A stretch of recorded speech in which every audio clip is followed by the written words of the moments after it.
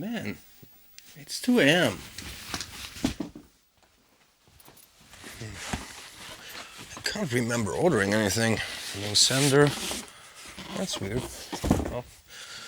Oh, you piece of junk.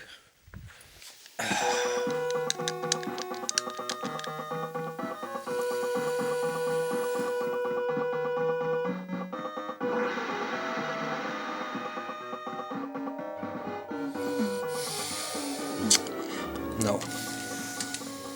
Tomorrow. I think it's time.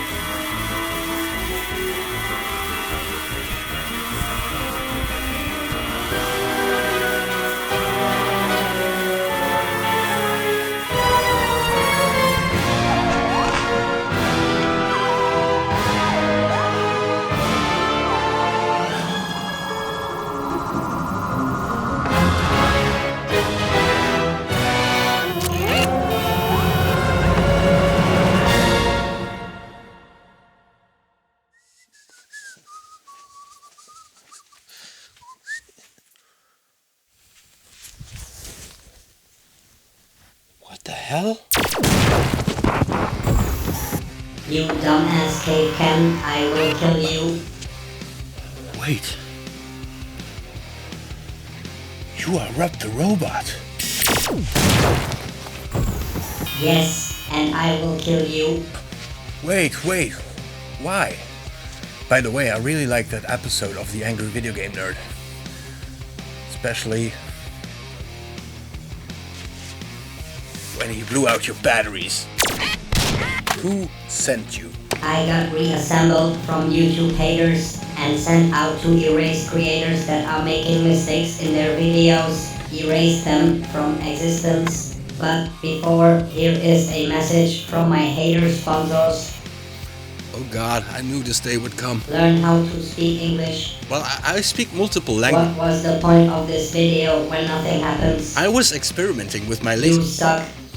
The music is very annoying and too loud. I don't even know what to say. So happy this is not in my backyard. Moron, you give ideas without any background. Hey, we creators, we put hours and days of our free time and effort into each video, not knowing if that video will bring in a single cent. It's not about the money, it's a hobby, okay? So yeah, certainly here and there will be some mistakes in every video, as I'm not a professional, never said I am, and you can always go ahead and watch something else. Learn English. YouTube should cancel your channel. You should do more research. 10 minutes of wasted time. It's not rat poison. Enough with the max headroom. Jump cuts. You did it wrong. Next time, learn English. I think it's time to get your batteries Take the replaced. sticker off your head. Quit YouTube. Next time, learn English. Wrong wavelength for a mirror, huh? You are a moron. Time for some reprogramming. Now, to be fair, my R.O.B came with a game, Gyromite, one of only 2 games that ever been made for R.O.B the robot to play with on the NES. It consists of a whole pile of plastic parts, gyros and this spinner that uses a D-cell. As all of the battery flaps are missing, I 3D printed me the missing parts. When powered up, the motor should start spinning when this black top gets pushed down by one of the gyros. It acts as a switch, but in my case nothing happens. Inside there is not much to see, 2 switches, a motor and, don't quote me on that, a capacitor and resistor. In here everything looks brand new, so I suppose the issue to be an oxidized battery contact. Now that was a quick fix. After scraping a bit with a fiberglass pen, the spinner works. When reassembling I discovered something white stuck inside the gyro holder. Oh, it's a spider nest. Nice. My haters think of everything. After cleaning everything, the spinner works. And man, how it works.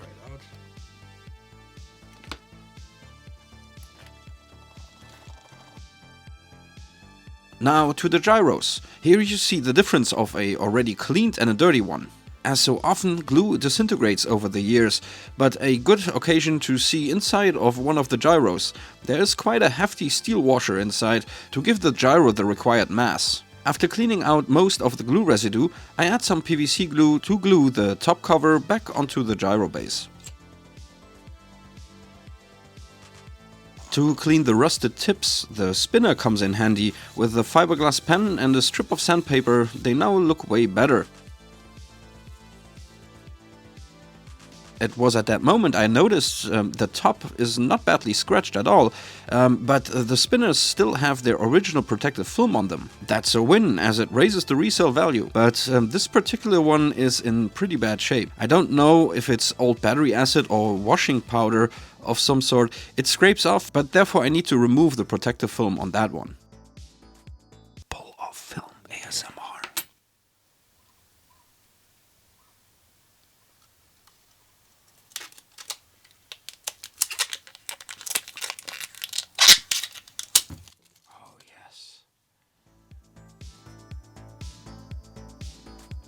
A drop of oil prevents the exposed metal from rusting further, and with that the spinners are done. By the way, the manual says that the spinners will only reach their highest speed when Rob holds onto them with his actuators. I suppose that is simply because the gyros are less wobbling then.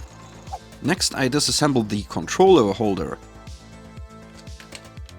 This whole thing actually pushes the A and B buttons of the Nintendo gamepad, that's all. As this thing is quite filthy, I take out the 4 metal springs and give all the plastic parts a rinse under running water.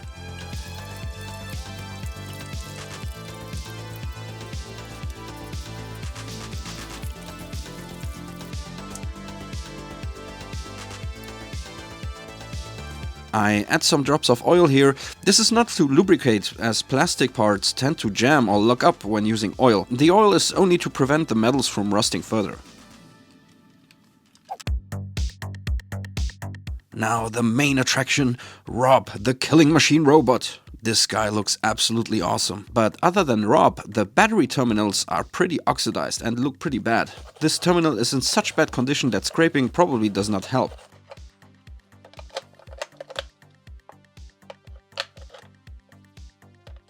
And yeah, as I expected, R.O.B is not powering on. I hope the battery terminals are the only issue with this thing. Can hear that clicking noise. What I always say is that when the screw clicks like that on a vintage piece of equipment, it usually says that nobody was in there for at least a long time. Click. All right, let's see. Let's open this up carefully.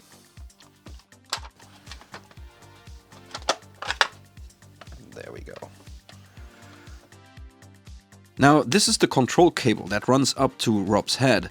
It powers a red LED on the top and gets the data from the photodiode.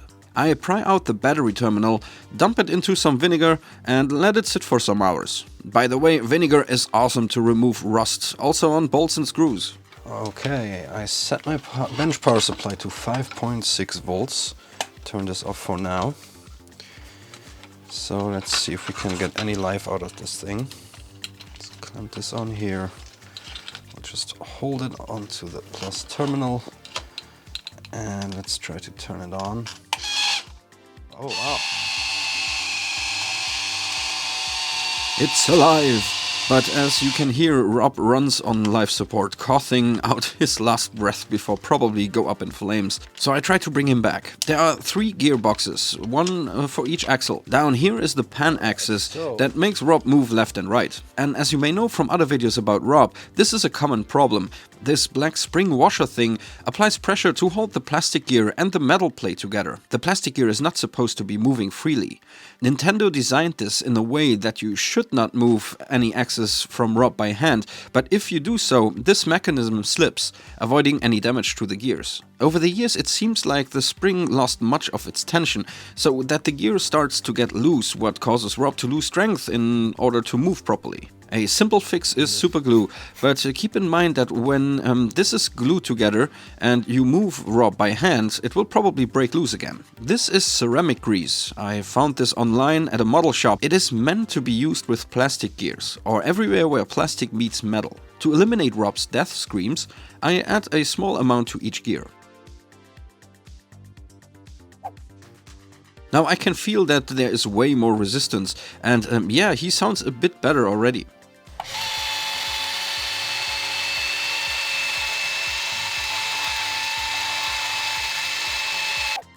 This is Rob's brain, and yes, he keeps his brain in the bottom. I am not an electronics engineer, but for my understanding there is one CPU that decodes the signal from the photodiode and sends signals to the motors. The 3 smaller ICs could be motor controllers that send power to each motor or something. This is the pan-axis positioning switch, a nice, simple and cheap to produce switch that engages with the moving base of Rob that simply opens the circuit when Rob reaches the next stop position. To simplify the design even further, they used a battery holder that has this bracket in order to clamp down the switch to the base. Simply genius. Now let's open the arm assembly. Therefore I need to turn Rob upside down, as otherwise all the gears will fall out. In here are the gears for opening and closing Rob's arms and the assembly that moves Rob's shoulders up and down. A piece of tape secures the cover to the base and I have access to the gears. In here we have the exact same metal spring washers that I can tell already will no longer be holding the plastic gear in place, so I will do the same thing by gluing them down. This one copper axle combines both motion axes into one part. It opens and closes Rob's arms, and the assembly in the middle moves Rob's shoulders up and down independently from the arms. That is why this runs freely. I use runny superglue, but for reinforcement I add a second coat of jellified superglue. Also I use some accelerator spray, what comes in handy. It hardens the glue right away on contact.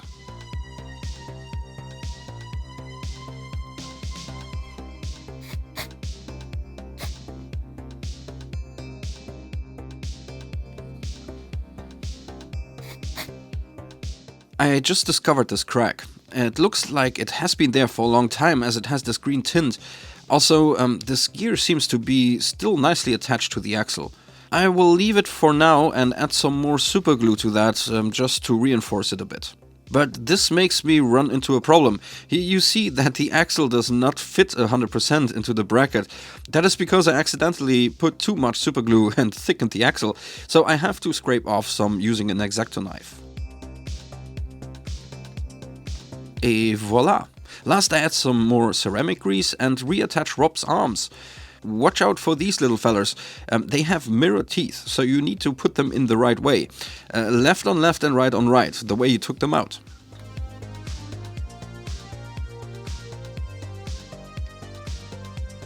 Time to close everything up and have a quick look inside Rob's head.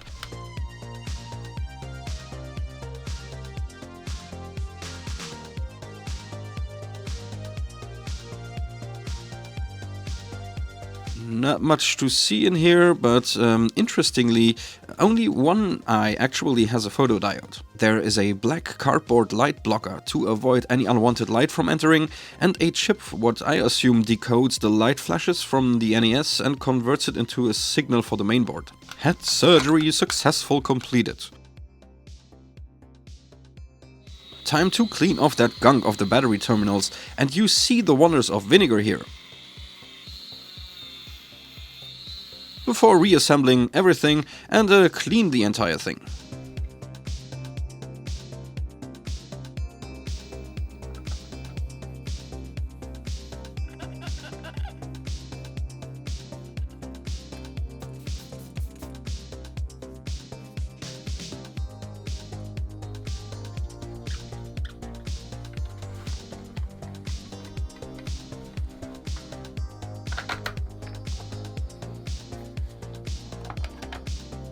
Let's turn them on with batteries.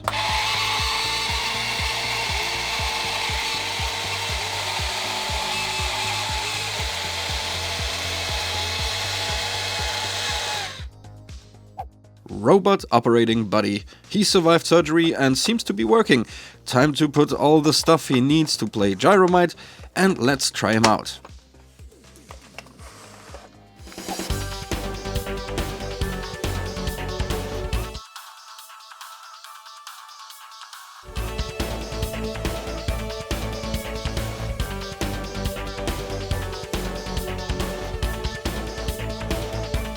The only thing that are still missing from the beginning are R.O.B's actuator claws.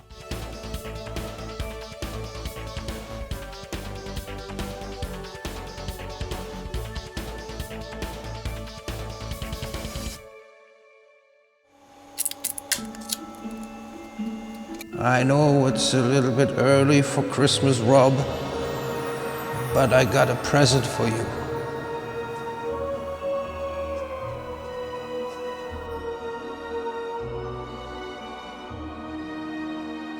Oh my god, that Edward Scissorhand! You copied him!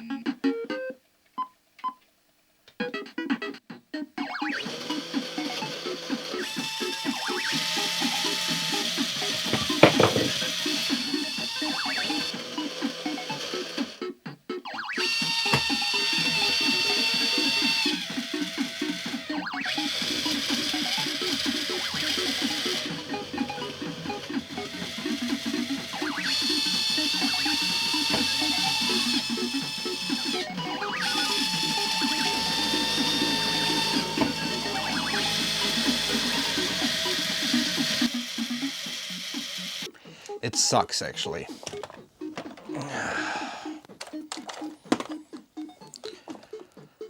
But it's a nice piece to put in my shelf.